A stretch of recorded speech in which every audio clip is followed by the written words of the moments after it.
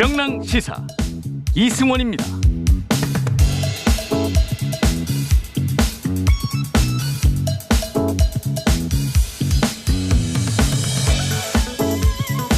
방탄소년단의 그래미상 수상이 안타깝게도 불발됐습니다. 지난해 빌보드 메인 싱글 차트 1위를 차지했던 다이너마이트로 올해 그래미 베스트 팝 듀오 그룹 퍼포먼스 부분 후보에 올랐지만 수상에는 실패한 거죠. 외신들도 큰 관심을 보고 있습니다. AFP 통신은 BTS의 수상 불발은 아시안 팝 뮤직의 역사적인 승리에 대한 희망을 꺾었다, 이렇게 평가하기도 했습니다. 하지만 가장 정확한 표현은 이 글인 것 같습니다. 한 팬이 트위터에 올린 글인데요. BTS가 그래미를 잃은 게 아니라 BTS를 잃은 건 그래미다, 이렇게 적고 있네요.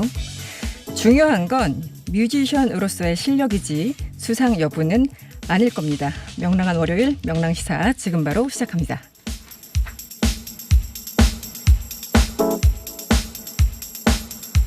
(3월 15일) 월요일 명랑시사 이승원입니다. 오늘 준비한 내용들 소개해드리죠.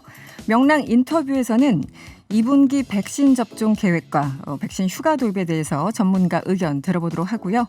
뉴스 원정대에서는 신경전이 최고조에 달한 야권 단일화 논의, 그리고 문 대통령의 양산 사저 논란에 대한 팩트체크까지 한꺼번에 짚어보도록 하겠습니다.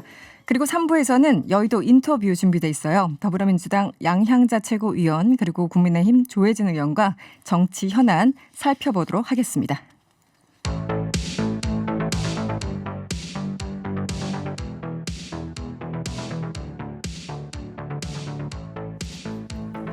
오늘 2분기 백신 접종 계획이 발표됐죠. 4월부터 일반인 대상으로 백신 접종이 시작됩니다.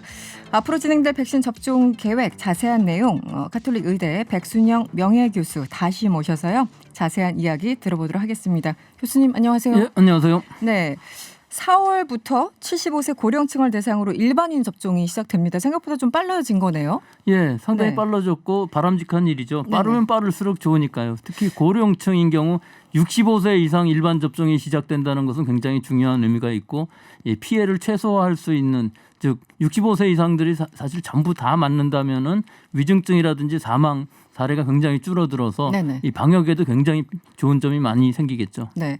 기본적으로 이제 1, 2, 3단계에서 일반인은 한 7월부터 맞을 것이다, 이런 예상이 있었잖아요. 전망들이. 그런데 이렇게 앞당겨진 건 어떤 백신 도입이 조금 더 빨리 들어와서 그런 건가요? 그렇죠. 어떻습니까? 백신 수급이 상당히 빨리 되었고 또 아스트라제네카 백신인 경우에 있어서는 사실은 10주에서 12주라고 하지만 12주 정도에도 맞아도 된다는 얘기는 3개월 정도 간격이 있다는 그렇죠. 얘기이기 때문에 네. 어느 정도 2차 물량을 비축하지 않는다면 더 많은 사람들한테 접종할 수 있는 가능성은 충분히 있다고 보고, 네. 그것까지 아마 계산을 해서 이 1200만 명이라는 계산이 나온 것으로 보입니다. 네. 조금 더 구체적으로 보면 화이자 백신의 경우에는 75세 이상, 그리고 아스트라제네카 백신은 65세에서 75세까지 이 나이 차이가 좀 있는데 이유를 좀 설명해 주시죠. 이건 물량의 수급 문제가 분명히 있을 것으로는 보이는데요. 일단 물량 때문에. 예. 네. 근데 문제는 아스트라제네카 백신 경우에서는 지금 접종을 한다고 그래도 3개월 후에 2차 접종을 해야 되는 부분이 있거든요. 화이자도 2번 하지 않습니까? 화이자도 2번인데 파이자인 경우에 있어서는 3주 후에 2차 접종을 하기 때문에 네. 또 75세 이상이 약 360만 명 정도 되는데요. 네. 지금 우리 국민들이 수용성으로 봤을 때 95% 정도까지 한다 할지라도 350만 명 정도는 접종을 할 수 있을 것 같은데 다행히 파이자 백신이 350만 명 수급이 된다고 하니까 네. 일단 고위험군인 75세 이상을 먼저 맞추고 3주 후에 2차 접종까지 다 하면 이 350만 명은 되는 것이고, 네. 65세에서 74세인 경우에 있어서는 사실은 더 상당히 많은 사람들이 있기 때문에 한 490만 명 정도 되는데 네. 이분들은 아마 아스트라제네카 백신을 6월 중에 전국의 10,000개소의 위탁 의료기관을 정해서 접종을 할 것이기 때문에 이건 아마 속도는 굉장히 빠르게 맞출 수가 있을 것으로 보이고, 네. 다만 좀 우려되는 부분은 네. 이 명수로 지금 확실히 확보된 것은 좀 모자란다는 것이죠. 하지만 2차분을 비축하지 않고 6월 달에 확정이 2차분이 더 들어올 수 있다면은 네. 좀 더 빠른 더 많은 사람들을 맞출 수 있는 가능성은 충분히 있다고 봅니다. 우리가 딱 그 스케줄 한 대로 그냥 들어오기만 하면 사실 큰 무리는 없어 보이는데요. 네. 알겠습니다. 그런데 이번에 2분기 접종 계획을 보면요. 교수님, 이 특수학교 교사 그리고 보건 교사 이런 분들이 이제 포함되어 있습니다. 이제 교사들 접종을 하는 이유는 뭐 다들 이제 뭐 아시겠지만 어쨌든 학교 내 감염 예방에 상당히 큰 기대를 좀 하고 있는 건데 이 조처는 어떻게 보십니까? 예, 이거 굉장히 필요했던 부분이죠. 사실 네네. 우리가 두 가지 목적이 있는데요. 예방 접종을 하는 것은 고위험군의 피해를 최소화하는 부분이 있고요. 사실 네. 고위험군인 경우에 있어서는 활동성이 적기 때문에 지역사회에 전파시키는 능력은 더 떨어질 수가 네. 있지만 네. 학생들의 경우에 있어서는 사실 학교 내에서의 집단 감염이 발생할 경우에 지역사회에 굉장히 큰 영향을 줄 수가 있기 때문에 네. 지금 4월 중에 특수교육 장애아 보육원 등 한 5만 명 정도 그 이외에도 6월에는 유치원 어린이집 초등학교 1, 2학년 교사 또 여러 교직원 종사자 49만 명이나 됩니다. 49만 명. 이 부분들을 네. 7월보다 좀 먼저 접종을 시킴으로 해서 네. 학교 내에서의 집단 발생을 일단 억제한다는 의미는 지역사회 전파를 막는 부분들도 지금 먼저 신경을 써야 될 부분들이 있고 네. 특히 학부모들이 굉장히 우려가 되기 때문에 아이들 그렇죠. 학교 보내는 것을 네. 그렇기 때문에 이렇게 한 것으로 보이고 가능하다면은 고3이나 고2들도 파이자 백신을 맞출 수가 있기 때문에 물량만 확보된다면은 고3 학생들은 먼저 맞춰주는 것이 좋지 않을까 하는 그렇죠. 건 나이대가. 매일 등교를 하고 있기 때문에요. 그렇죠. 예, 네. 또 입시를 앞두고 있기 때문에 부모들의 걱정도 굉장히 클 것으로 보이고 교사뿐만 아니라 학생인 경우에 있어서는 16세, 17세인 고2, 고3 학생들도 좀 먼저 좀 미리. 접종하는 것도 좋은 방법이 아닐까 생각하는데 아직은 고려되고 있지는 않은 상황입니다. 네. 특히 고3은 그러네요. 입시를 앞두고 있기 때문에. 지금 예방접종 대응추진단이 상반기까지 1,200만 명에게 1차 접종을 하는 것을 목표로 하고 있습니다. 이거는 뭐 무리한 목표는 아닌가요? 예, 전혀 무리한 목표는 아닌데요. 네. 좀 불확실성은 남아 있죠. 이 네. 전체 수급 물량을 보면은 상반기에 1,779만 3천 도즈입니다. 네. 이렇기 때문에 얀센객이 들어가 있지 않기 때문에 2로 딱 나누게 되면은 한 890만 명 정도가 확보가 된 상황인데 네. 이 부분에 있어서 사실은 아스트라제네카 백신은 3개월의 간격이 있기 때문에 또 우리나라 안동에서 SK바이오사이언스에서 위탁 생산을 하고 있기 때문에 그렇죠. 네. 수급이 그렇게 꼬일 가능성 그다지 없어서 네. 꼭 2차 물량을 비축해야 되느냐. 네. 2차 물량을 다 맞춘다면 이것보다 훨씬 더 많은 사람들이 맞을 수 있는 가능성이 있어서 계획 자체는 큰 무리는 없어 보입니다. 그러면 이번에 여름 휴가는 한 7, 8월에요. 조금 마음 놓고 가도 될까요? 어떻습니까? 그거는 꼭 그렇지는 않을 그렇죠. 것으로 보이는 아직은? 것이요. 예, 네, 왜 네. 그러냐면은 일단은 18세에서부터 64세까지는 7월이나 돼야 접종이 시작되는 것이거든요. 근데 실제로 전파라는 것은 고령층이 아니라 젊은 사람들에서의 그렇죠. 전파가 더 크기 때문에 네네. 위중증자 사망자가 줄어든다 해도 확진자는 굉장히 많이 늘어날 수가 있어요. 네. 더구나 최근에 이 여러 가지 유행 경향을 보면은 오히려 젊은 사람들 사이에서 많은 이 확진자가 나오는 경향이 있고 네. 이스라엘 같은 경우에 있어서도 10대에서는 접종을 못하기 때문에 10대 환자들이 이 유행의 주역이 될 수가 있는 상황이기 때문에 7, 8월까지는 사실은 좀 어려워 보이고요. 한 9월 정도 되면 일단 7, 8월에 일반 18세에서 64세 접종하신 분들이 많이 늘어나게 되는 상황이라면은 1차 접종이라도 된다면은 아마 찬바람이 날 때쯤 되면은 조금 더 여유가 생기지 않을까 그런 생각은 듭니다. 네. 일단 올해는 좀 마음을 접고 일단 좀 더 기다려야 될 것 같군요. 이 백신 접종 시작하면서 혹은 그 전부터도 외국 사례들도 있었고 이제 여러 가지 부작용에 대해서 걱정하시는 분들이 많았잖아요.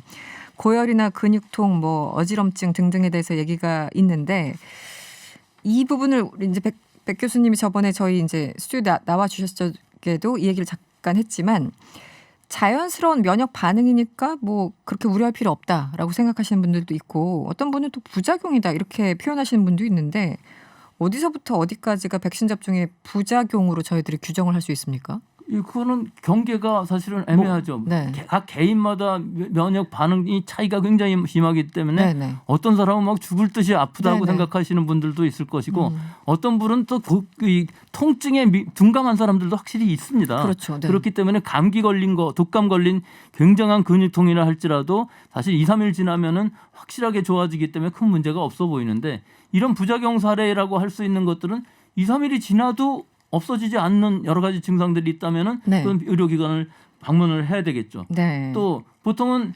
37.5도라고 하지만 조금 하여튼 열이 느껴지는 38도 이상의 고열이 계속 간다 하면은 이것도 또한 부작용이라고 할 수가 있는데 이 기준을 대략 2, 3일 정도로 볼 수가 있고요. 평균적으로. 네, 네. 평균적으로. 네. 더구나 모든 것이 다 증상이 완화되는 것이 아니라 점점 더 나빠진다. 예를 들어서 주사 맞은 자리에 빨갛게 되고 아프게 되는데 이 아픈 것이 점점 더 심해진다 하면은 이건 이생사례라고 할 수가 있는 것이고요.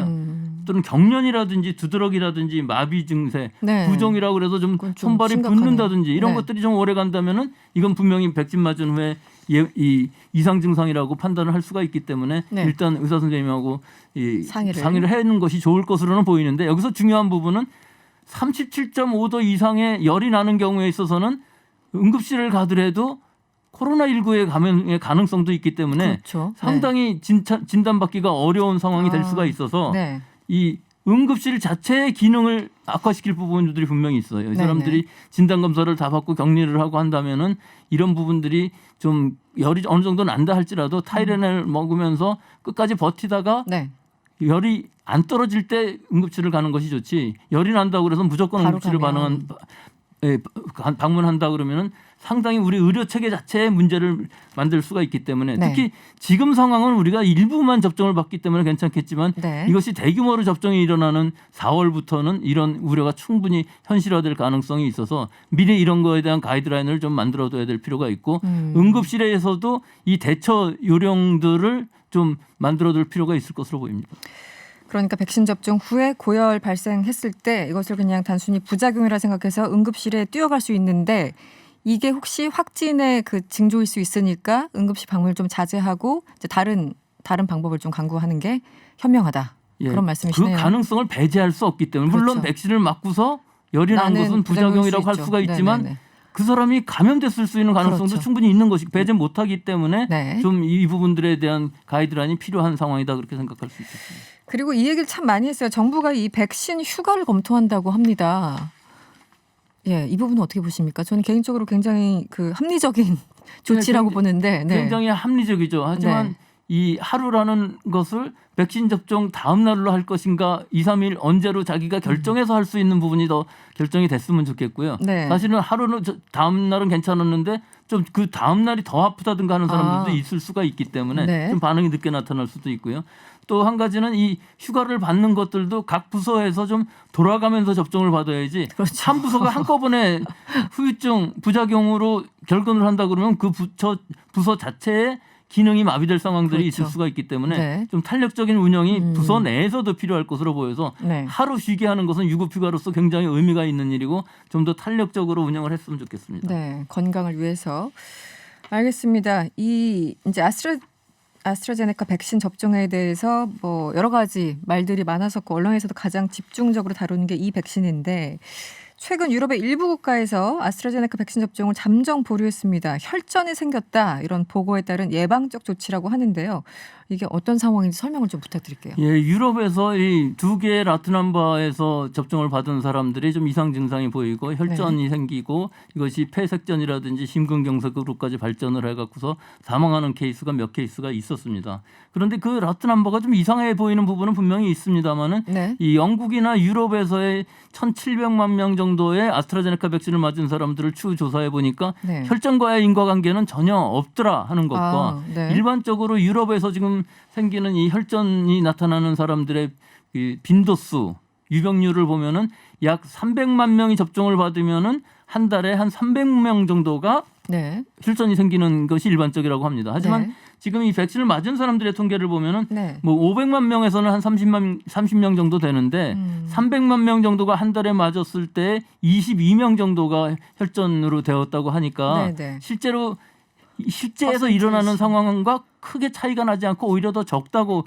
보고가 되고 있어서 일시적으로 중단은 했지만 진짜 이것이 부작용일 수 있는 것인지 이런 네. 것들은 임상 시험에서도 전혀 없었던 것이고 우리나라에서도 60만 명 가까이 접종을 받았지만 한 명의 이 사례가 없었기 때문에 네. 이 부분의 인과관계는 아마 거의 없는 것으로는 보이지만 아직까지는 예방적으로 보수적으로 생각해서 일단은 그 라틴암바를 이 접종을 지금 보류한 상황인데다가 네. 어떤 나라들에 있어서는 아예 당분간 한 2주간 정도를 유보한 상황으로 지금 되고 있는데 아마 금방 다시 복구될 것으로는 보입니다. 지금 WHO는 이 백신하고 혈전 생성에 인과관계가 없다라는 그런 입장이죠. 예, 그렇습니다. WHO에서도 이 부분을 중점적으로 이 여러 가지 사례들을 전부 조사를 해봐도 네, 네. 직접적인 인과관계는 전혀 발견할 수 없었다 하는 것이고 뭐 지금 전 세계적으로 3억 3천만 명 정도가 접종을 받았는데 아스트라제네카가 그중에 3분의 1 정도를 차지할 수 있는 숫자이기 때문에 이 부분의 혈전에 이런 의한 부작용이라는 것은 아직까지는 좀 가능성은 희박해 보이기는 합니다. 알겠습니다. 마지막으로 거리두기 또 연장이 됐는데 관련해서 질문을 드리겠습니다. 지난 1주간 하루 평균 그 국내 발생 확진자가 약 439명이라고 해요. 하루 평균이 굉장히 많은 거죠. 여전히 이게 확진자가 정말 줄지도 않고 있고 이 감염 경로를 모르는 게 거의 한 25% 정도라고 하는데요. 지금 상황은 어떻게 보십니까?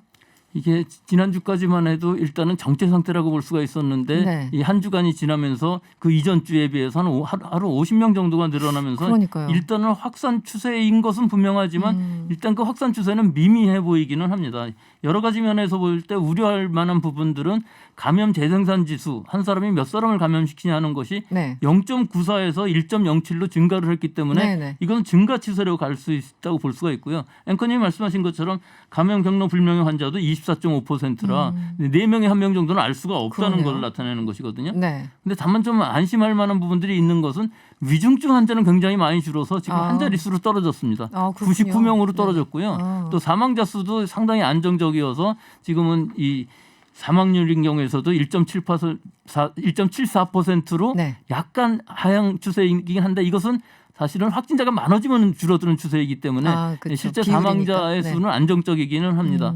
하지만 아직까지도 이 변이주라든지 우리 국민들의 이동량이 늘어난다든지 하는 것들이 우려가 되는 부분들이 있어서 지금 이 수준만이라도 어느 정도 유지할 수 있으면은 우리 방역 체제 또는 의료 체제, 역학조사 같은 것들의 능력들이 충분히 감당할 만하다고 볼 수가 있겠습니다만은 이것이 급격하게 늘어날 가능성들이 있기 때문에 네. 즉 집단 발생의 우려가 항상 있고 지금 지역 사회에서도 무증상 감염자가 상당히 많고 그렇죠. 늘어나고 있는 추세는 아니지만 결국은 수도권 임시선별검사소에서의 확진자가 계속 줄어들지 않고 나타나고 있거든요. 그래서 네. 안심할 수 없는 상황이긴 하지만 네. 일단 4차 대유행을 막기 위해서는 우리 국민들이 좀 더 좀 더 방역 노력을. 수칙들을 여름이 될 때까지 정도는 네. 확실히 지켜주셔야만 이것이 통제 가능한 수준이 되지 잘못해서 이것들이 또. 굉장히 많이 늘어난다면 통제 불가능한 상황이 된다면은 이 예방 접종 자체가 원활하게 이루어지지 못할 상황이 될 수가 있거든요. 네, 그러네요. 접종을 네. 받으러 갔는데 감염 위험이 있다 그러면 굉장히 네. 두려워할 수준일 수가 있기 때문에 이 부분은 여름까지는 굉장히 조심해야 될 것으로 봅니다. 알겠습니다. 어쨌든 이 상황이 4차 유행으로 번지지 않기만 일단 기도해야 되는 상황이 아닌가 싶습니다. 오늘 말씀 감사드립니다. 지금까지 카톨릭 의대 백순영 명예교수였습니다. 오늘 고맙습니다. 예, 감사합니다.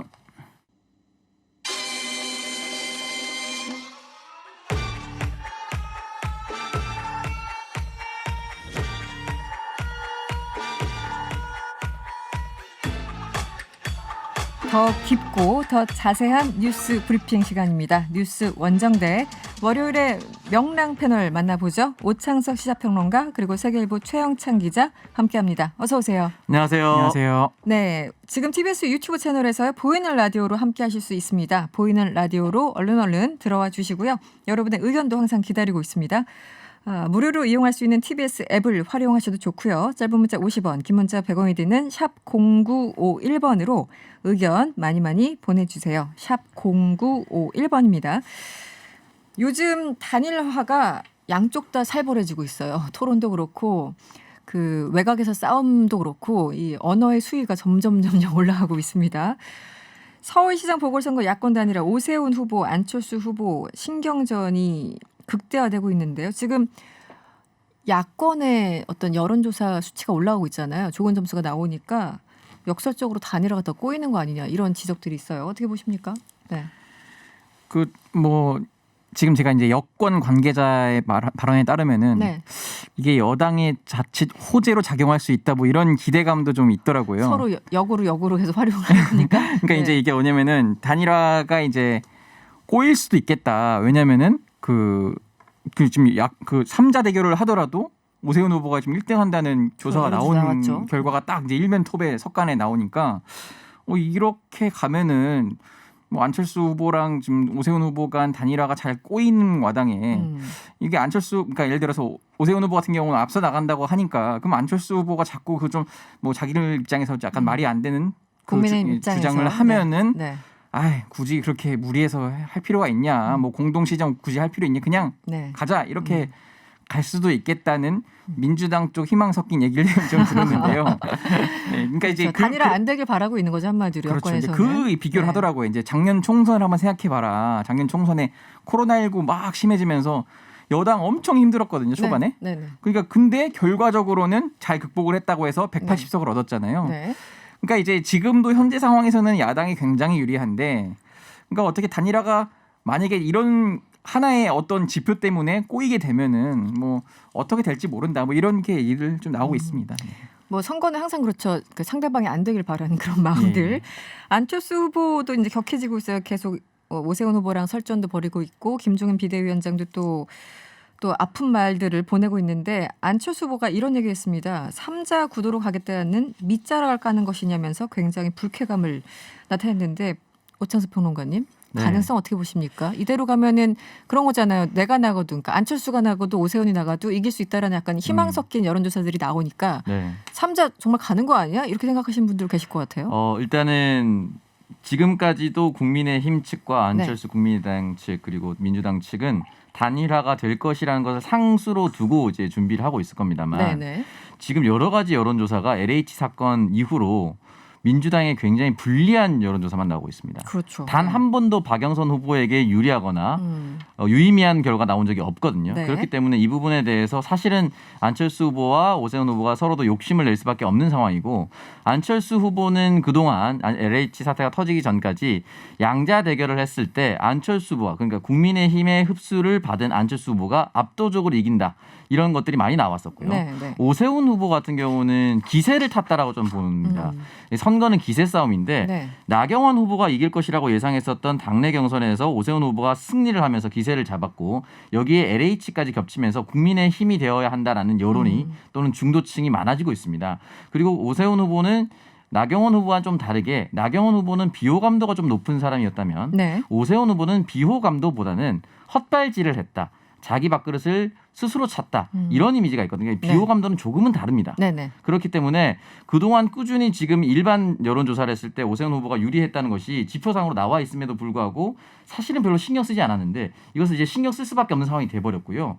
오세훈 후보가 일반 여론조사에서 굉장히 나경원 후보를 압도했다라는 것은 중도와 대중은 오세훈을 여전히 서울시장으로 받아들일 준비가 돼 있다. 이런 걸로 해석할 수가 있거든요. 네. 여기에 편승한다면 지금 이 상황에서 내가 그냥 가도 이기지 않을까라는 네. 생각을 할 것이고 네. 김종인 비대위원장은 누차 말씀드리지만은 자신이 이끌어온 정당 후보가 서울 본후보가 되지 않으면 본인의 존립 자체가 없어집니다. 그렇죠. 네. 있을 이유가 없는 것이죠. 네. 그렇기 때문에 이 부분에 있어서 여러 가지 이해관계가 오세훈 후보와 김종인 비대위원장이 맞아떨어지고 있지 않는 것인가 그런 생각을 해봅니다. 근데 어쨌든 네. 뭐 순항을 할 것 같긴 해요. 제가 네. 지금 그 비전 토론회를 잠깐 보다 왔는데 아, 그러니까 일단 일정이 합의가 됐거든요. 그러니까 지금으로서는 내일 토론을 하고 17, 18일 여론조사하고 19일 단일 후보를 발표하겠다고 하면서 이게 오세훈 후보 말인데 지난주와 달리 굉장히 좀 협의가 잘 되고 있다 나름. 네. 네, 뭐 물론 지금 결정적인 예를 들어 네. 여론조사 문항 어떻게 질문할 것이 이런 거 아직도 예민하게 지금 결정이 안 됐는데 뭐 본인들 말로는 계속 어떻게든 합의를 할 거다. 뭐 지난주처럼 고성 나오지 않고 대화를 하고 있다. 네, 그렇죠. 아, 그런 거군요. 네네. 김종인 비대위원장 이게 기싸움과 상대방을 기분 나쁘게 하는 거는 또 다른 계열이잖아요. 장르가 좀 다르잖아요. 네. 근데 김종인 위원장과 이 안철수 후보와는 감정의 골이 전혀 회복될 기미가 안 보여요. 오늘은 또 토론도 제대로 할 수 없는 사람이 서울시장 후보가 될 수 없어 이런 얘기를 또 하고 여기에 대해서 또 안철수 후보 웬만하면은 김종인 비대위원장 공격을 잘 안 했던 분인데 서로 날선 그런 공방을 벌이고 있네요. 어떤 상황이죠? 네. 네, 서로 이제 기세 싸움이라고 볼 수도 있을 것 같은데 일단 안철수 후보가 토론에 약하다라는 것은 많은 국민들이 이제 이미 인지하고 있을 겁니다. 네. 그래서 이제 1차 예비 경선이었던 금태섭 후보와의 토론에서 안철수 후보가 이상한 말을 하거나 또는 스스로를 깎아먹는 발언을 기다리면서 흔히 네. 말해서 팝콘 각이다 이런 얘기를 많이 했었거든요. 네. 근데 아무것도 없어서 오히려 안철수 후보는 방어를 잘했다. 이런 이제 반사의 이익을 얻었단 네, 말이죠. 네. 그래서 토론을 계속해서 강조하고 있는데 여기에 대해서 안철수 후보가 스스로 SNS에 글을 남겼습니다. 김종인 위원장 발언은 정말 모욕적입니다. 토론을 오전, 오후 하루에 2번씩 해도 좋다고 말했습니다. 어디서 엉뚱한 소리를 듣고 엉뚱한 말씀을 하시는지 도대체 그 의도가 무엇인지 알 수가 없습니다라고 아주 기분 이렇게 엉뚱한 말씀하시는데 이런 표현이 있었군요. 네, 굉장히 격정적으로 이제 사실 표현했다라고 볼 수가 있는데 이 부분에 대해서는 저는 어쨌든 오세훈 후보가 기선제압 그리고 기세가 굉장히 좋기 때문에 네. 안철수 후보가 오히려 통 크게 여론조사 문항이라든지 어떤 것도 받아들이겠다라고 하면서 이슈를 다시 자기 주도로 끌어와야 됩니다. 예전에 노무현 정몽준 후보가 단일화할 때 그때도 똑같았거든요. 네네. 경쟁력이냐 적합도냐. 그렇죠. 그래서 결국 노무현 후보가 한 발짝 양보해서 뭐라고 했냐면 경쟁하기에 적합한 후보는 누구냐. 경쟁이라는 단어를 먼저 넣어줬어요. 그럼에도 불구하고 노무현 후보가 이겼거든요. 네. 그런 통 큰 것에 대해서 국민들이 또 감동을 합니다. 그렇죠. 네. 그렇기 때문에 안철수 후보는 단일화를 깨지 않는 선에서 원하는 걸 다 들어주겠다라고 해서 이슈를 다시 자기 것으로 가져올 필요가 지금 상황으로 필요하다고 봅니다. 좀 사감이 들어간 것 같아요. 네, 사감. 예, 그렇죠. 그러니까 이제 뭐 옛날부터 구원이 그 있죠. 두 분의 네네. 뭐 악연은 좀 아시겠지만 최근에도 이제 뭐 비공개로도 몇 번 만났는데 그러니까 들어오라고 한 거죠. 안철수 네. 후보 우리 당으로 들어와라 뭐 했는데 안철수 후보가 즉답을 안 했다고 해요. 그러면 그 말이 뭐냐? 그럼 안철수 후보는 자기 생각으로 정치하는 사람이 아니다. 안철수 후보 뒤에는 또 누군가가 있다. 이렇게 지금 김종인 위원장이 판단을 하고 있다고 하더라고요. 그래서 지금도요. 네. 예, 정치인 안철수를 인정을 안 하는 거죠. 그렇기 때문에 좀 일부러 더 감정을 또 자극해서 이렇게 하는 것 아닌가 이런 분석을 해보겠습니다. 알겠습니다. 오늘 두 후보 서울시장 후보 단일화 비전 발표회가 있었죠. 어떤 이야기들이 나왔는지 잠시 현장 목소리 들어보도록 하겠습니다. 서울은 더 이상 경제 수도가 아닙니다. 이러한 상황을 바꾸기 위한 비전을 말씀드리고자 합니다. 고부가 가치의 지식 자본 도시를 만들겠다. 세계인이 모이는 코스모폴리탄 서울을 만들겠다. 새로운 신성장 동력인 융합 경제를 실현하겠다. 그것이 V4입니다. 국민 여러분 믿어주십시오. 저희들의 단일화 의지는 굳다. 제가 준비한 내용은 다시 뛰는 서울의 비전입니다. 집값 정상화 시민행동 지지합니다. 빠르게 공급하고 안정적으로 공급해서 가격 안정시키겠습니다. 시즌2가 시작됩니다. 서울 시내의 모든 동네에 녹지 공간을 만들겠습니다. 한강 레상스 시즌2가 시작이 됩니다. 큰 변화로 도시경쟁력 1위. 네. 비전 발표회가 우여곡절 끝에 어쨌든 열렸습니다. 그나저나 이 발표회 전에 오세훈 후보가 안철수 후보에게 사과를 했습니까? 네, 그렇습니다. 어떤 사과를 이제 했습니까? 그 뭐 제 표현이 너무 직설적이었다. 안 후보의 감정을 뭐 건드려서 뭐 미안하다 뭐 이런 식으로 사과를 했고요. 그 전에 이제 SNS상에 공방을 그렇습니다. 두고 네. 예. 근데 좀 안 후보도 이런 얘기를 하더라고요. 자기가 처음에 그 표현을 보고 위원장께서 하신 줄 알았다. 막 김종인 위원장이 자기한테 한 건 줄 알았다. 이 정도 언어는 김정인 위원장이 해야지 그렇죠. 어울리는데. 예, 네네. 어떻게 오세훈 후보까지 나한테 그럴 수 있냐. 단일화하겠다는 정말 그 뜻이 맞냐. 네. 이렇게 뭐 또 항의를 하더라고요. 공개적으로. 어쨌든 간에 오세훈 후보가 시작을 하면서 사과를 하면서 풀어가면서 네. 좀 그래도 좀 잘 마무리가 된 것 같습니다.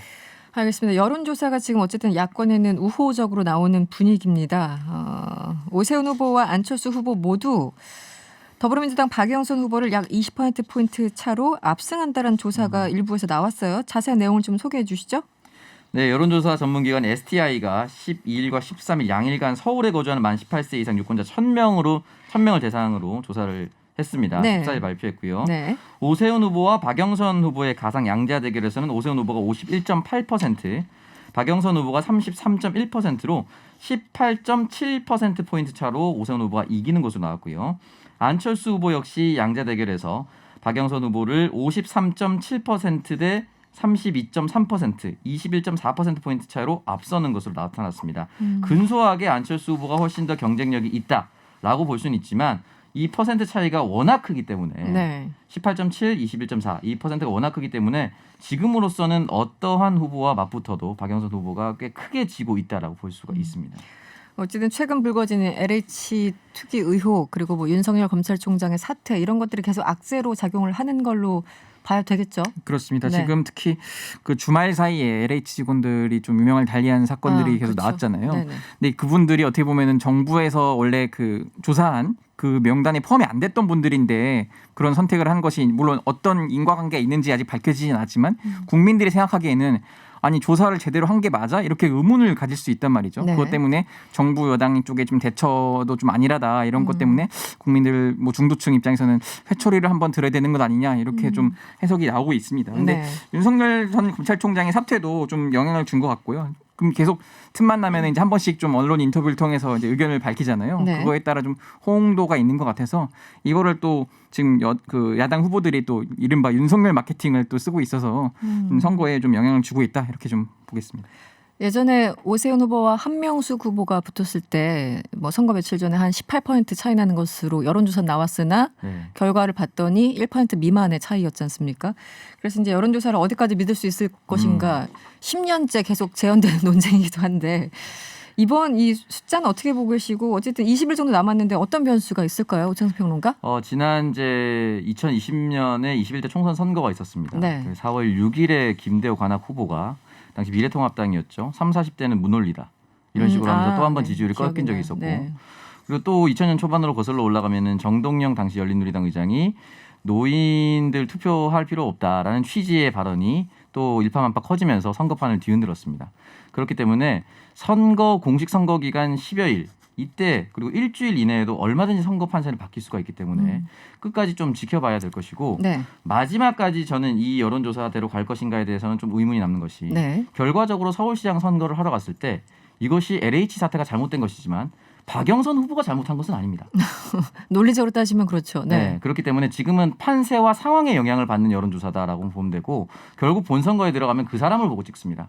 그렇기 때문에 이 격차는 뒤집히거나 바뀌거나 할 가능성도 여전히 있다라고 저는 생각이 듭니다. 지금 좀 천기를 네. 누설하자면은 천기 누설. 예, 네. 여당 쪽 취재를 해보니까요. 네. 어쨌든 지금 단일 후보가 아직 안 나온 상태잖아요. 네. 오세훈 후보가 유리하다고 하더라도. 근데 이제 정해지고 본 선거가 들어가면은 지금 우리 쪽에서도 뭔가 카드를 준비를 하고 있다. 아. 이 후보 어떤 후보가 될지 모르겠지만 네. 이 양쪽 후보를 좀 타격을 줄 수 있는 걸 열심히 찾고 있고 준비를 하고 있다. 뭐 이런 식으로 좀 대비를 하더라고요. 맞춤형으로. 예. 네. 그래서 뭐 알겠습니다. 기대를 한번 해봐도 일주일 되겠다. 사이에 많은 게 바뀌니까. 예. 조금 전에 여론조사 개요 대략 말씀드렸는데요. STI가 12일, 13일 이틀간 조사했고요. 서울에 거주하는 만 18세 이상 유권자 1,000여 명을 대상으로 조사했습니다. 95% 신뢰 수준에서 표본 오차는 플러스 마이너스 3.1%포인트로 자세한 내용은 중앙선거 여론조사심의위원회 홈페이지에서 확인하실 수 있습니다.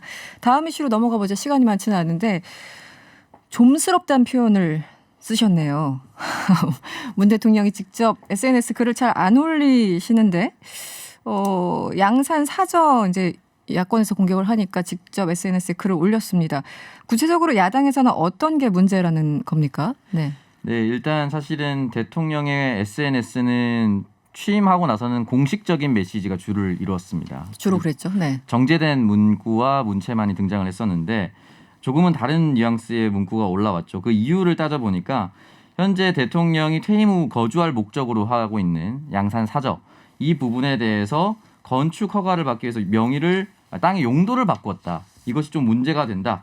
그리고 영농 경력이 11년이나 됐다. 이것도 잘못됐다. 네. 그리고 예산이 62억 원이나 돼서 다른 대통령보다 훨씬 비싸다. 이런 여러 가지 의혹을 제기하고 있는데 여기에 대해서 이제 하나하나 이제 반박을 하고 있습니다. 네. 11년 동안 실제로 과실수나 유실수 또 텃밭 등을 경영해온 기간이 11년이기 때문에 이건 허위 경력이 아니다라고 얘기를 했고 농지법상 이 농지 전용 허가와 국토계획법에 따른 개발 행위 허가 등을 받았기 때문에 이건 해당 지자체에서 합니다. 네. 그렇기 때문에 이 부분을 대통령이 무슨 특권을 가지고 변경했다라고 보기는 어려운 것이고요. 현재 살고 있는 그러니까 지금 자택이 있는 곳에 원래 그대로 살고자 했으나 네. 이게 전직 대통령의 예우 관한 법상 경호동이 들어서야 됩니다. 네. 그렇기 때문에 그 동네는 본인이 살고자 하더라도 살 네네. 수가 없어요. 그렇게 경호동이 결론이 들어서 났죠. 네. 그렇기 때문에 어쩔 수 없이 이 부분은 매각을 하고 다른 곳으로 옮겨가야 되는데 그렇다면 왜 예산이 조금 더 늘어나 보이는 것이냐. 이 부분이 또 법률이 좀 바뀐 부분이 또 있어요. 네. 그 외곽 경비 업무에 경호처 방호직이 2020년 3월부터 투입이 됐습니다. 네. 그러면서 이 경호동으로 분류하지만 이 경호동이 경호 사무동과 경호 대기동으로 분류가 되면서 이 예산이 증가한 것이죠. 그래서 원래 존재했었던 경찰 예산 이걸 만약에 뺀다면 네. 야당이 주장한 62억에서 예산 29억을 뺀다면 오히려 훨씬 더 저렴한 금액 33억 정도가 되고요. 2012년 이명박 대통령 퇴임 후에 경호 예산이 59억이라고 합니다. 네, 절반 정도 되는 것이죠. 그렇기 때문에 8년 전 59억에 비해서 훨씬 더 적은 금액에도 불구하고 대통령이 용도 변경을 했다. 특권을 누리려고 했다. 예산 너무 많이 쓴다. 이런 것들은 맞지 않다라고 일단은 빠르게 이제 해명을 네. 한 상태입니다. 오늘 오전에 노영민 전 비서실장 이제 언론에 나와서 조목조목 반박을 하긴 했습니다만 어쨌든 일부 언론 그리고 야권에서는 계속 이제 양산 사저 그리고 이명박 전 대통령의 강남구 논현동 사저를 비교하긴 해요. 뭐 굳이 크기만 비교할 건 아닌데 어쨌든 이게 비교할 수 있습니까? 서울에 있는 논현동과 양산을 어떻게 보십니까? 그렇죠. 이제 뭐 단순한 그 수치 예를 들어 뭐 크기나 이런 것만 비교하면은 좀 넓은 편이긴 합니다. 대통령 사저가 이제 뭐 796평 뭐 이렇게 이제 그 MB의 뭐 내곡동 거기가 2.5배다 뭐 이런 게 보도가 됐고 경호동 건축비도 뭐 박근혜 전 대통령의 뭐 2배다 뭐 이런 얘기가 나오긴 하는데 어쨌든 좀 위치 측면에서 양산이랑 또 뭐 논현동 뭐 이런 쪽이랑은 좀 차이가 있지 않나 뭐 이렇게 땅값 좀 자체가 그렇죠. 비교하기가 좀 어려울 것 같은데요. 네네. 네. 이게 지금 여권에서는 어떻게 이것까지 물고 늘어지니 아무리 LH가 지금 야권의 호재라고 하더라도 이거는 법적으로 전혀 논란이 없다라고 이제 주장을 하는데 기본적으로 뭐 선거라서 그런 겁니까? 아니면은 뭐 임기 말이라고 생각해서 그런 겁니까? 누가 보더라도 지금 LH 투기 사태에 편승했다라고 볼 수밖에 없는 것이고 이 부분을 갑자기 대통령이 퇴임 후 사저 어떻게 할 것인가 최근에 발표한 내용이 아닙니다. 그렇기 때문에 이 부분을 다시 걸고 넘어진다는 것이 이 시대 상황에 맞추어서 편승시키려고 했다는 것이 저는 의도가 너무 명백하다라고 생각을 들고 네. 저는 전직 대통령이 보통은 서울에 거주했습니다. 그랬죠. 네. 그래서 경호비도 당연히 많이 들고 사저 매입하는 비용도 훨씬 더 많이 들었던 것이 있는데 노무현 대통령 같은 경우도 내려갔고요. 문재인 대통령도 퇴임 후에 내려가겠다고 얘기한 것 자체가 굉장히 어려운 결정입니다. 네. 그러니까 이런 결정을 조금 더 이해를 잘 해주셨으면 좋겠다는 생각이 드네요. 예전에 노무현 대통령 사저를 보고 뭐 아방궁이네 뭐니 이렇게 비판을 쏟았던 그 이제 트라우마가 좀 남아서 네, 여러 가지 더 강력하게 대응을 하는 것 같습니다. 네, 오늘 원정대 여기까지 할게요. 세계일보 최영찬 기자 그리고 오창석 평론가와 함께했습니다. 오늘 고맙습니다. 네, 감사합니다. 개미는 오늘도 열심히 일을 하네. 개미는 돈과 함께 시간입니다. 주식계 유정 염블리 이베스트 투자증권 염승환 부장 스튜디오에 나와 있습니다. 어서 오세요. 네, 안녕하세요. 네. 오늘 장 코스피 소폭 하락으로 마감됐다고 하던데요. 전반적인 주식 시장 분위기 좀 전해주시죠. 네, 오늘은 그러니까 지난주까지는 증시가 이제 요동을 좀 쳤는데 네. 오늘은 되게 좀 차분하게 끝났어요. 사실 뭐 하루 종일 네. 횡보하면서 끝이 났는데 코스피가 마이너스 0.28% 하락을 했고요. 코스닥은 올랐습니다. 플러스 0.15% 상승 마감했고 네. 주로 이제 특징적인 부분은 오늘 이제 외국인들이 비록 좀 2천억 정도 순매도를 했지만 개인 투자분들이 5천억 정도 매수를 했고 또 오랜만에 연기금이 좀 매수까지 가담하면서 네. 증시가 좀 차분하게 움직였고요. 좀 주요 대표 기업들인 그 성장주가 포진된 전기전자나 아니면 제약주는 좀 비록 빠졌지만 오늘 그 기아차 혹시 보셨나요? 그 전기차 새로 공개했더라고요. 맞습니다. 아이오닉 5 이제 경쟁차라고 하는데 아. EV6라는 이제 차가 나왔거든요. 네. 그래서 오늘 공개가 됐는데 그 기대감으로 오늘 기아차가 3% 정도 주가 또 상승에 성공을 했습니다. 그리고 오늘 특징적인 게 그 창투사들이 좀 그러니까 벤처 캐피탈이라고 그러잖아요. 네. 그 기업들이 올랐는데 그 배틀그라운드라는 게임을 만드는 그 크래프톤이라는 네. 기업이 있습니다. 이제 그 기업이 이제 올해 또 상장한다라는 얘기가 있어서 이제 관련된 지분 투자가 좀 들어간 것들이 있어서 오늘 좀 좋았고 또 경기 정상화 기대감으로 여행 업종도 좀 상승을 했습니다. 다만 이제 오늘 장중에 사실 뭐 계속 견조한 모습 보이다가 오후에는 조금 흔들렸던 이유 중에 하나가 중국 증시가 좀 많이 빠졌더라고요. 네. 중국에 특별한 뭐 뉴스가 나온 건 아닌데 중국 상위 지수가 한 0.9% 빠지면서 증시가 오후에 조금 이렇게 밀린 안 부분은 좋게. 조금 아쉬운 좀 부분으로 끝났다라고 말씀을 드리겠습니다. 네. 그나저나 염승환 부장님 모셔서 항상 이 얘기를 했었던 것 같아요. 국민연금 비롯한 연기금 이 주식 매도 너무 계속 팔고 있다 이렇게 걱정을 하셨었는데 52일 만에 멈춰섰습니까? 어떤 네, 상황이에요? 저도 깜짝 놀랐습니다. 이게 그래. 왜 무슨 일인가? 그러니까 이게 뉴스예요 지금. 그러니까 1,105억을 샀거든요. 그러니까 네. 적게 산 건 아닌데 근데 사실 이제 연기금은 많은 분들이 이해하시겠지만 그 주식 비중을 올해 줄여야 되는 거 많이 기사들 통해 보셨을 거예요. 그래서 줄이는 거 맞기 때문에 오르면 오를수록 사실 팔 수밖에 더 없는데. 팔아야 되는데. 네. 근데 일단 매수를 오늘 하루만 가지고 계속 매수 전환했다 보기엔 좀 어렵고 연속해서 매수가 한 2, 3일 정도 들어오는지 체크는 해봐야 될 것 같고요.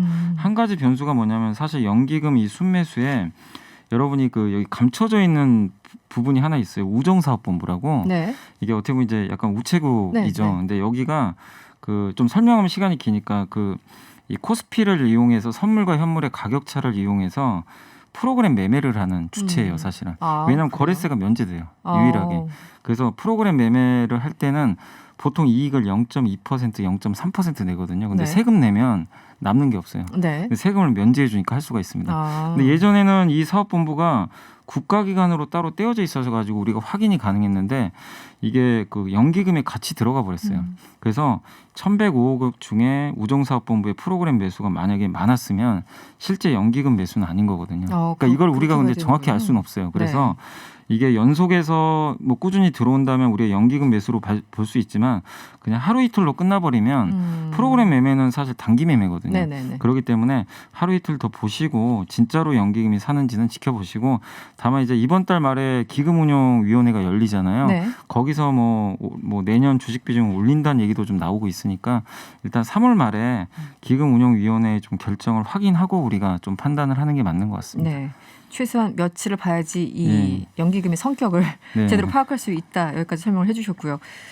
미국 국채 금리가 1.6%로 상승했습니다. 여기에 대해서도 여러 가지 이제 관심을 갖는 분들이 계신데 우리나라 증시에도 굉장히 업종별로 좀 희비가 엇갈리죠. 네, 네네. 그러니까 지금 최근에 이제 금리가 오르면 사실 성장주라 그러죠. 뭐 IT나 바이오나 2차 전지 섹터에 좀 안 좋고 네. 경기 민감주라 그럽니다. 보통 이제 가치주라고 하는데 화학, 철강, 뭐 조선 기계업종이 좋은데 최근에 어쨌든 이런 흐름들이 국내 증시에도 계속 이어지고 있는데 다만 이제 지난주 금요일부터 좀 달라진 게 네.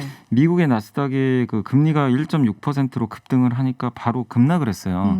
근데 오후에 어떻게 끝났냐면 네. 결국엔 회복을 하면서 끝났거든요. 네. 그러니까 금리에 지금 적응을 하기 시작했어요. 보통은 성장주의 약재인데 네네. 오늘 한국 증시도 비슷합니다. 아침에는 조금 흔들리는 모습이 나왔다가 물론 뭐 오후에 좀 빨리는 모습이 나왔는데 예전 같으면 성장주들이 한 3에서 5% 정도 빠졌어야 정상인데 금리가 이렇게 올랐는데도 많이 빠져야 한 1% 정도 빠질 정도로 그러니까 네. 굉장히 한국도 성장주들이 좀 적응을 하고 있다. 그래서 지금 금리 상승에 대해서 많은 분들이 아직은 우려를 하고 있지만 뭔가 좀 증시 자체적으로는 2주 전부터 이렇게 이어진 변동성이 끝나면서 적응기에 좀 들어가고 있다. 이렇게 보시는 게 좋을 것 같습니다. 그 적응을 했다라는 게 뭔가 좀 더 단단해졌다라는 네, 긍정적인 맞습니다. 의미로 네. 해석을 해야 되는 네, 거죠? 맞습니다. 네, 알겠습니다. 이번 주 금요일 19일이 이 코로나19 쇼크로 패닉장에 빠진 지가 1주년 되는 날이라고 합니다. 1년 사이 1년이 됐군요, 이게. 네. 우리나라 주식시장 많이 변했는데 어떻게 보면 1년을 총정리? 네. 지금 30초 만에 총정리? 네. 네, 아무튼 부탁드릴게요. 저도 아직 아찔합니다. 그때 생각하면 진짜 외환위기 오는 줄 알았거든요. 진짜. 그러니까요. 예, 근데 네. 이제 많이 바뀌었고 뭔가 이제 가장 바뀐 거는 개인들의 증시 참여, 동학개미 운동이 동학개미. 펼쳐져서 네. 개인들의 증시 참여가 적극적으로 이루어진 거 하나하고 한국 기업들의 특징이 경기 사이클을 타는 기업들이 너무 많았어요. 네네. 근데 작년에 BBI부터 시작해가지고 코로나19가 바꿔버렸어요.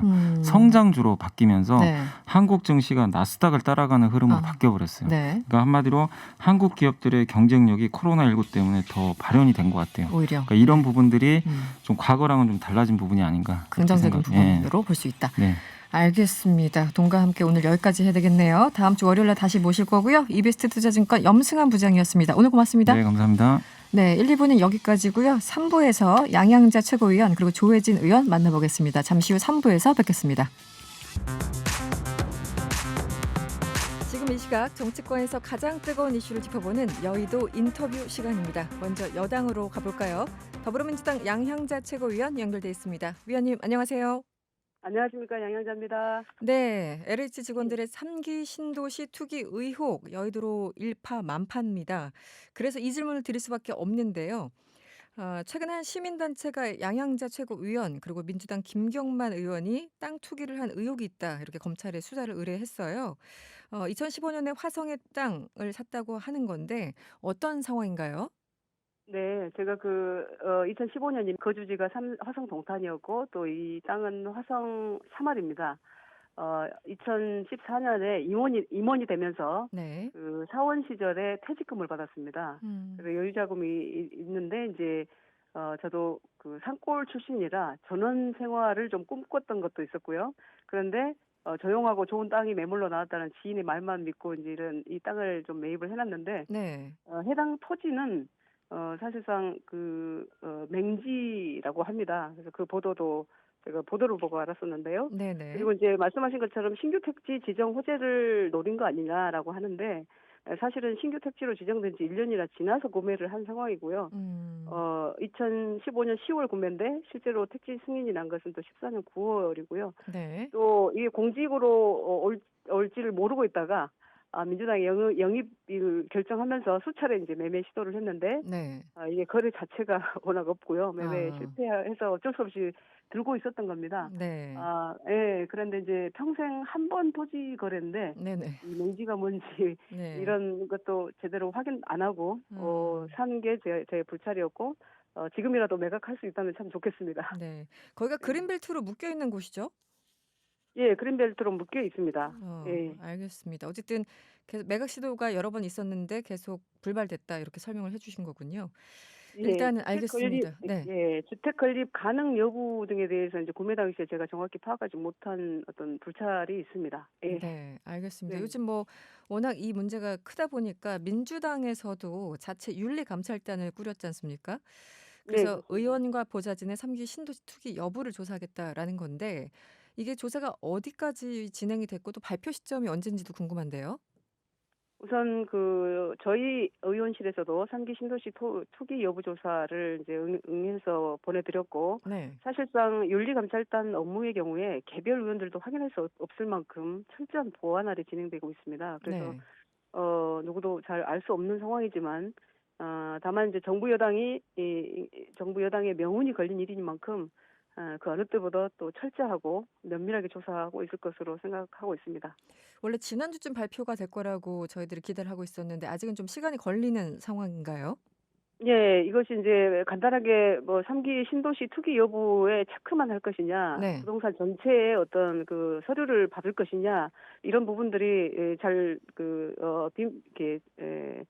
보안에 의해서 진행되고 있기 때문에 정확한 시점을 특정하기는 어렵고요. 네. 다만 이제 한치의 빈틈없는 조사로 국민께서 갖고 계실 불신을 해소하는데 최선을 다 할 것이라고 믿고 있습니다. 결코 늦지 않은 시점에서 조사 결과를 발표할 것입니다. 알겠습니다. 민주당에서는 투기자가 나오면 호적을 판다라는 각오로 강력한 조처를 검토하겠다 이렇게까지 얘기를 했어요. 구체적인 징계 수위 지금 어느 정도 논의를 하고 계신가요? 말씀하신 징계 수위에 대해서도 논의하고 있고요. 구체적인 내용이 나온 것은 아니지만 국민의 분노 정도를 감안했을 때 어중간한 징계로는 결코 국민의 마음을 돌릴 수가 없다. 그리고 지나치다 싶을 정도로 그만하라고 할 정도로 강하게 조치해야 된다고 보고 있습니다. 알겠습니다. 일단 결과가 나와봐야지만 또 진전돼서 얘기를 할 수 있을 것 같고요. 지난주에 주호영 국민의힘 원내대표 그리고 김태년 원내대표가 만났습니다.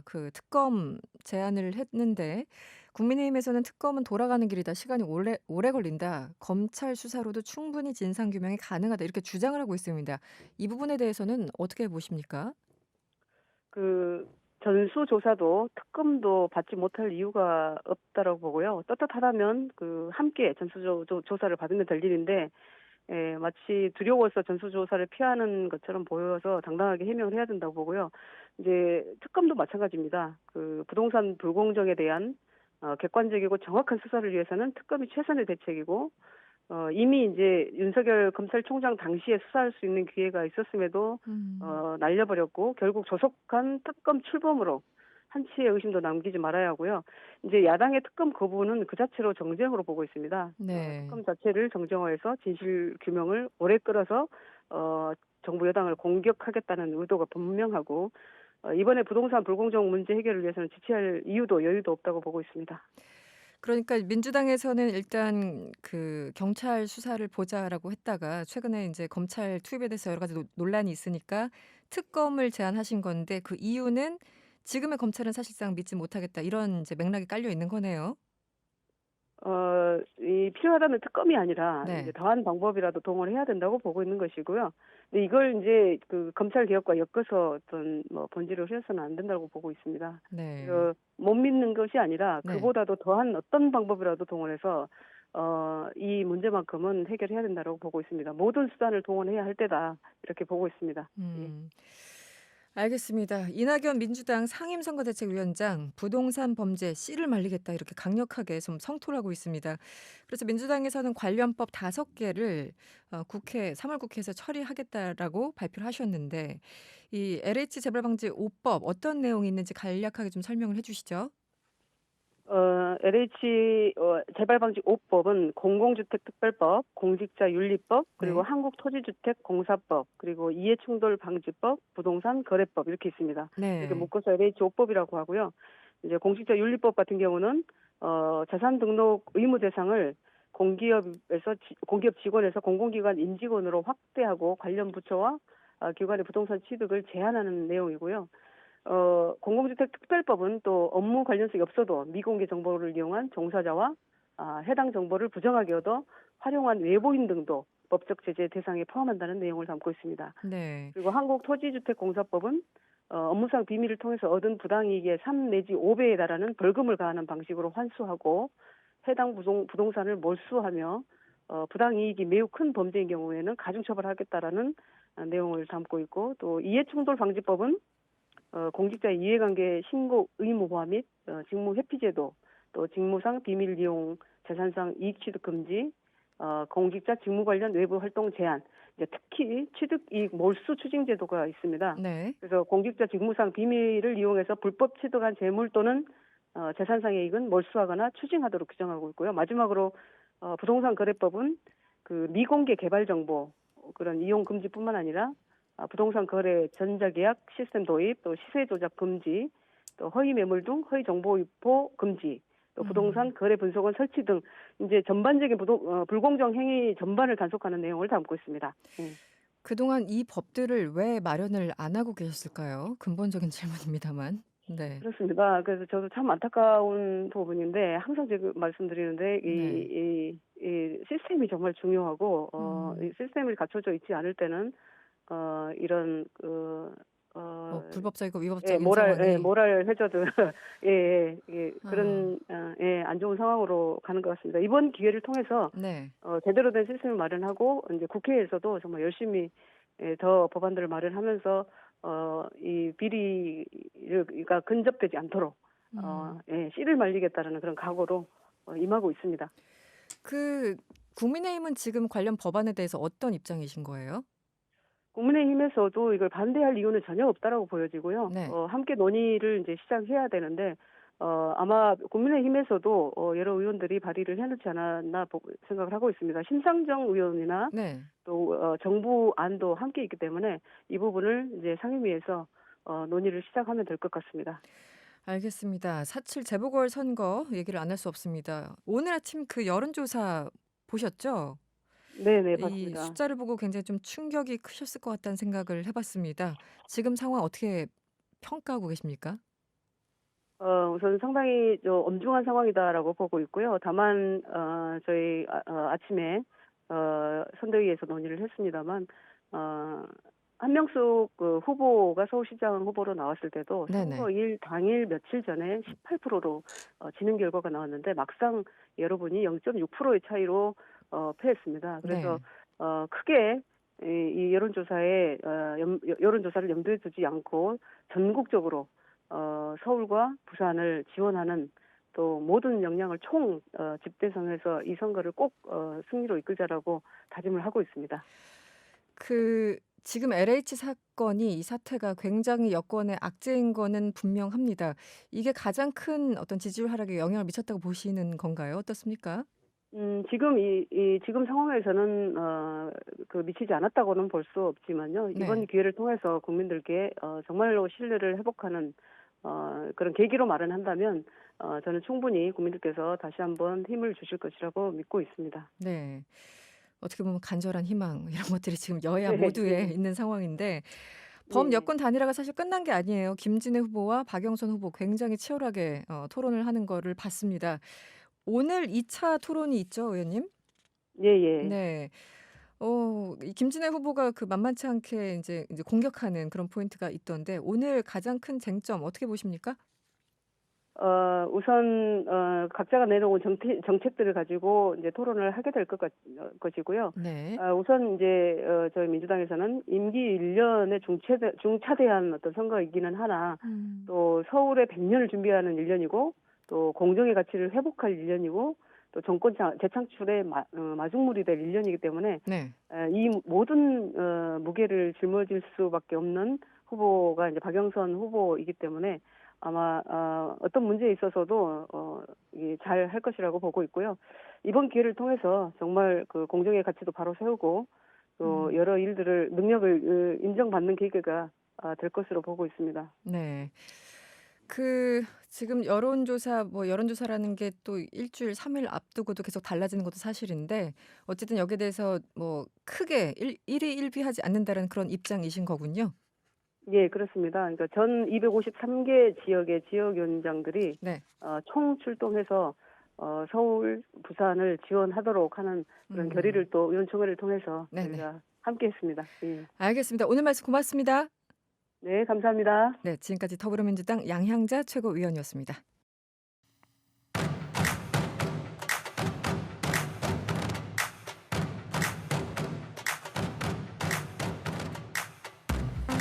여의도 인터뷰 계속 이어갑니다. 이번엔 야당으로 가볼 텐데요. 조혜진 국민의힘 의원 스튜디오에 나와 계십니다. 어서 오세요. 예, 반갑습니다. 조혜진입니다. 네, 조금 전 이제 양향자 최고위원 저희 인터뷰했고요. 이제는 야당의 입장을 들을 차례입니다. LH가 정말 일파만파, 전 국민이 지금 우울증에 걸렸다. 다시 한번 여러 가지 얘기들과 수사들이 난무합니다. 이낙연 민주당 상임선대위원장이죠. 이제는 도둑이 재발절인 것이 아니라면 국민의힘에서 국회의원 전수조사를 회피할 이유가 뭔지 궁금하다. 이렇게 강력하게 성토를 했어요. 일단 지난주에 이제 양측 원내대표가 만났는데 특검을 제안했고 전수조사를 제안을 했는데 주호영 원내대표께서는 아니 여당 집권 여당 쪽 먼저 해라. 그리고 특검은 너무 돌아가는 길이니까 검찰 투입하면 된다. 이렇게 이제 이견이 확실하게 있었잖아요. 어떻게 보십니까? 사실 피할 이유가 뭐가 있을까요? 네, 어떻게 보십니까? 피할 이유 없죠. 네. 이낙연 대표님이 저는 그런 표현을 쓰셨다고 하는 말씀을 듣고 조금 민망했습니다. 도둑이 재발절인다. 네. 지금 여야 300명 국회의원들 가운데서 부동산 관련 의혹이 나와 있는 분들이 다 민주당 의원님들인데 야당에도 있죠. 양쪽 다. 그럼 도둑이 재발절인데 그 도둑을 누굴 동료 의원들을 본인 당 소속 의원님들을 도둑이라고 하시는 건지 참 좀 조금 민망스럽고. 네. 이 전수조사를 하려고 하면은 제도적으로는 이 의원들 본인의 동의서를 받아야 됩니다. 그렇겠죠. 네. 네. 근데 저희는 이미 동의서 다 받았습니다. 지금 102명 국회의원 동의서 다 받았습니다. 네. 지금 저도 동의했고. 자체적으로 조사를 하고 있습니까? 아니면 준비만 지금 하고 있나요? 그러니까 국회 차원에서 하자고 하는 거니까 네네. 의장님께 제안을 하자는 거잖아요. 네네. 뭐 각 당이 하자는 게 아니고 민주당에서 제안한 거는 의장님께 네네. 말씀을 드려서 의장님이 주재해서 하도록 하자는 거고 그걸 하려면 각 300명 의원들의 동의가 있어야 되고 네네. 그래서 저희는 먼저 102명 동의서를 다 받아놓은 상태거든요. 일단은 그렇군요. 네. 여당 민주당이 그걸 하려면은 말로만 할 게 아니라 행동으로 보여줘야 되는데 그 동의서 없으면 아무리 하고 싶어도 안 되는 건데 네.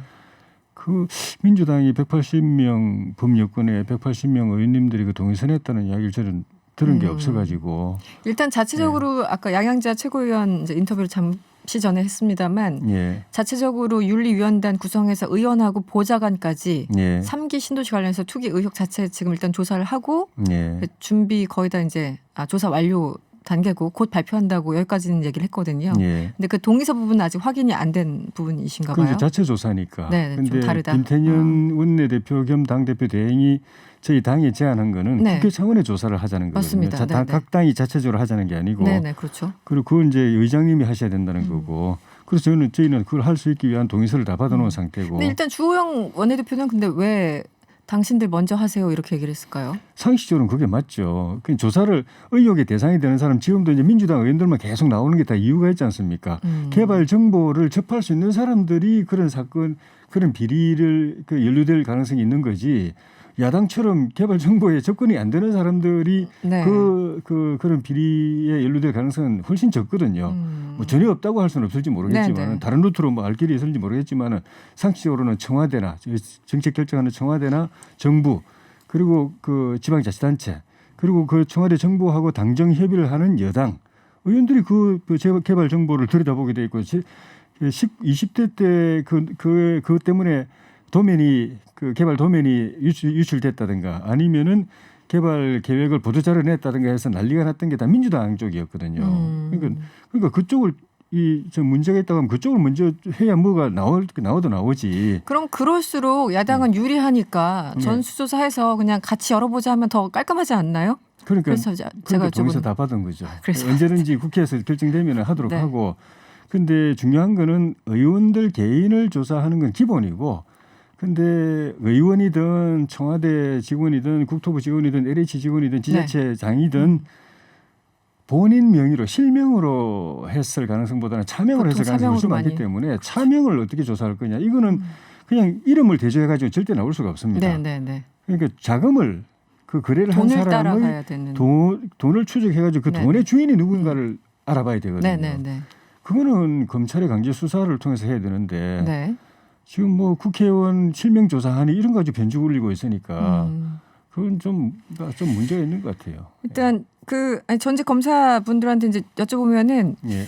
이게 그렇게까지 어려운 수사는 아니다. 말 그대로 땅 명의를 찾아서 일단 그 사람한테 돈 어디서 났냐고 추적하다 보면은 차명이라도 그렇게 어렵지 않게 이제 발견할 수 있다. 그래서 뭐 경찰도 충분히 할 수 있다. 일단 이런 의견인데 어찌됐든 지금 여당에서는 이낙연 상임선대위원장도 그렇고요. 추미애 전 장관도 그렇고 지금 부동산 시장의 부패가 제대로 척결되지 못한 데는 검찰 책임이 크다. 박범계 장관도 최근에 이제 김어준 공장 나와서 수사권 2018년부터 얘기 있었는데 수사권 갖고 있을 때는 뭐 하다가 지금 와서 이러느냐 또 이렇게까지 얘기를 하고 있거든요.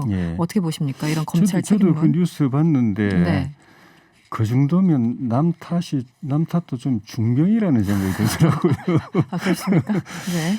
그러니까 기본적으로는 이 일이 정부에서 벌어지는 건 아닙니까? 정부와 공공기관에서 벌어지는 거기 때문에 정부 안에서 일단 그런 일이 벌어지지 않도록 예방을 철저히 해야죠. 물론 그렇죠. 그리고 네. 수시로 감찰을 하고 해가지고 사건이 나면 바로 적발해가지고 조사해가지고 검찰이나 경찰에 고발하든지 수사일을 해야 되는 거죠.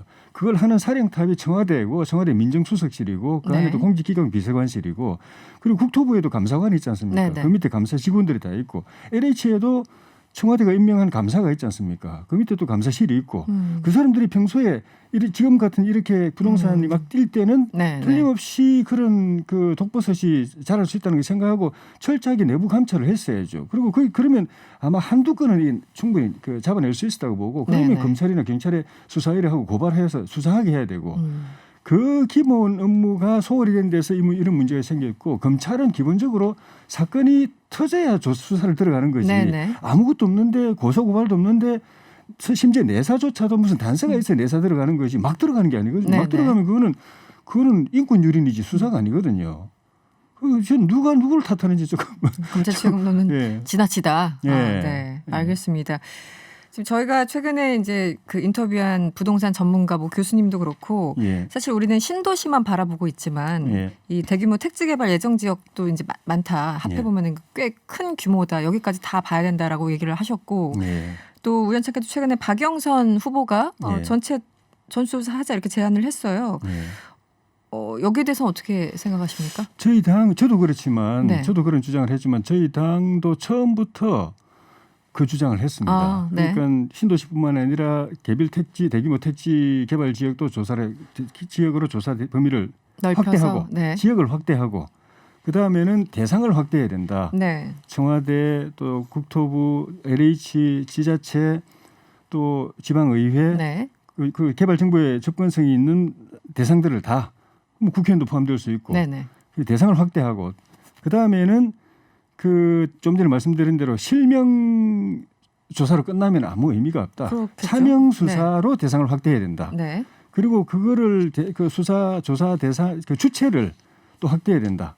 감사원은 감사 들어가야 되고 검찰은 수사 들어가야 되고 합동수사단 만들어가지고 국회는 국정조사하고 그렇게 동시에 들어가야 된다라고 계속 주장을 해왔죠. 그게 박영선 후보님 주장하고 맞은 거죠. 일치하는 거죠. 그 양쪽에 여기에 대해서는 여야 할 것 없이 그냥 일치한다 이렇게 보면 되겠군요. 예. 네. 지금 국민의힘에서 부동산 투기 조사 특위라는 걸 구성해서 공공기관 이제 투기 관련 제보를 받고 있다고 들었습니다. 예. 뭐 접수된 제보들이 좀 많이 쌓여 있습니까? 어떤가요? 그거 뭐 무슨 기밀을 요하는 건지. 네. 오늘도 제가 그 특위 관계자분들하고 만났는데 뭐 네. 말씀을 안 하시더라고요. 분위기로 봐서는 네. 이 사건도 참여연대하고 민변에 제보가 들어와가지고 제보를 확인해가지고 그렇죠. 13건을 확인한 거 아닙니까? 네네네. 그러니까 제보는 많이 들어오는 것 같은데 아직 이거를 정리해서 발표할 시점이 안 된 건지 아직 공개는 안 되고 있습니다. 네. 그 내용들이 또 얼마나 또 신뢰성이 있는지 그럼요. 확인을 하는 정확해야 되고 장치가 있어야 우리가 또 되니까. 엉뚱하게 잘못 발표하면 또 그게 가짜 뉴스가 될 수 있기 때문에. 있어서. 네. 예. 알겠습니다. 다음 이슈로 좀 넘어가 볼까요? 선거 얘기를 좀 해야 될 것 같아요. 예. 특히 오늘 나온 이제 여론조사 수치를 보면은 예. 국민의힘이 약간 표정 관리에 들어가는 이제 국면에 진입한 것은 아닌가. 왜냐하면 예. 오세훈 후보가 굉장히 올라가고 있는 것도 사실인 것이고요. 예. 어떻게 보셨습니까? 오늘 여론조사 결과요? 사실 우리 당의 힘만으로는 이런 변화를 만들어낼 수가 없습니다. 네. 변화의 민심은 부글부글 이제 용암처럼 끓고 있는데 이걸 우리가 다 흡수를 못했거든요.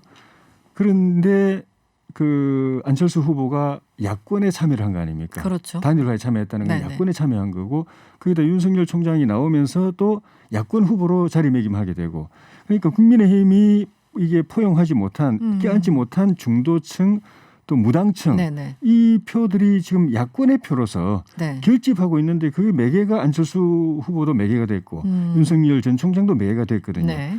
그런 상황에서 우리 당내에 국민의힘 당내에 경선에서 이변이 벌어지지 않습니까? 네네. 대부분 다 나경원 후보가 될 걸로 봤는데 그랬었죠. 오세훈 후보가 되면서 또 오세훈 후보가 지향한 게 이변이 생긴 그 동력이 중도를 지향해서 끝까지 네네. 중도를 지향해서 그렇게 돼서 그 바람이 탁 불이 같이 붙은 것 맞아떨어졌다. 같아요. 확장성. 네네. 그래서 됐는데 이게 제대로 표로 모아지려면은 네.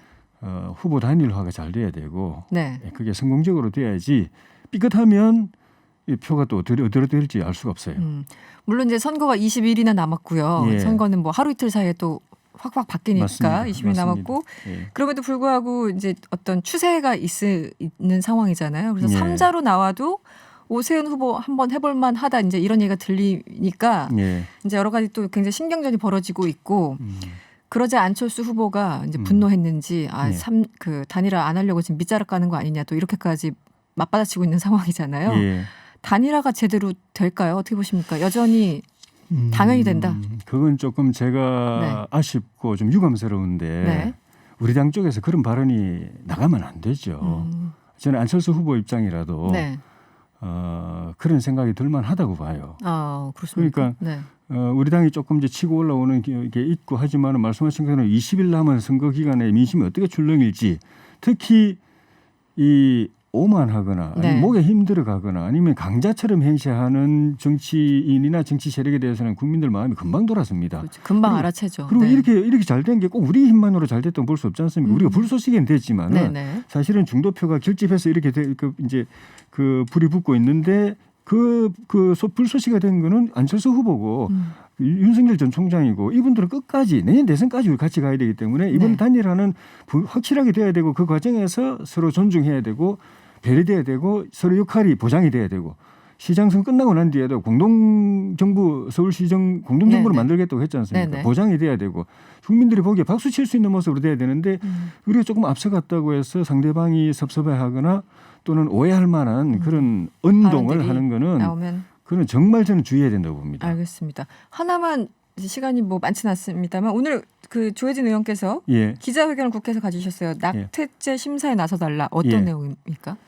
그러니까 재작년에 헌법재판소가 기존의 형법은 그 태아를 너무 보호하다 보니까 산모의 보호에 조금 소홀한 부분이 있다. 그렇죠. 네, 그래서 헌법 그거를 불합치. 네. 위헌 헌법 불합치로 해서 새로 법을 만들어라. 개정법을 만들어라. 그 취지는 산모의 권한을 조금 더 강화해라. 그렇죠. 네. 보호를 좀 더 강화해라 해서 정부가 그걸 작년 12월 말까지 개정 안 하면 그다음부터는 법이 없는 상태가 된다. 그렇죠. 네, 그래 네. 했는데 정부가 법안을 냈는데 정부 법안은 제가 보기에 또 조금 이렇게 균형이 거꾸로 산모 쪽에 좀 기울어지는 바람에 태아 보호가 좀 소홀해져가지고 낙태가 지금보다 훨씬 더 많아지는 그런 법안이라서 이거는 좀 균형을 잡아야 되겠다 싶어서 제가 저는 또 다른 네. 법안을 냈는데 제 네. 법안이나 정부 법안이 네. 지금 처리가 안 되고 있어가지고 넉 달째 지금 표류하고 있어서 제 논의조차가 안 되고 상정도 있습니까? 안 되고 있어요. 상정도 안 되고 있습니까? 민주당에서 네. 유감스럽게도 지금 상정을 동시하고 있어가지고 네.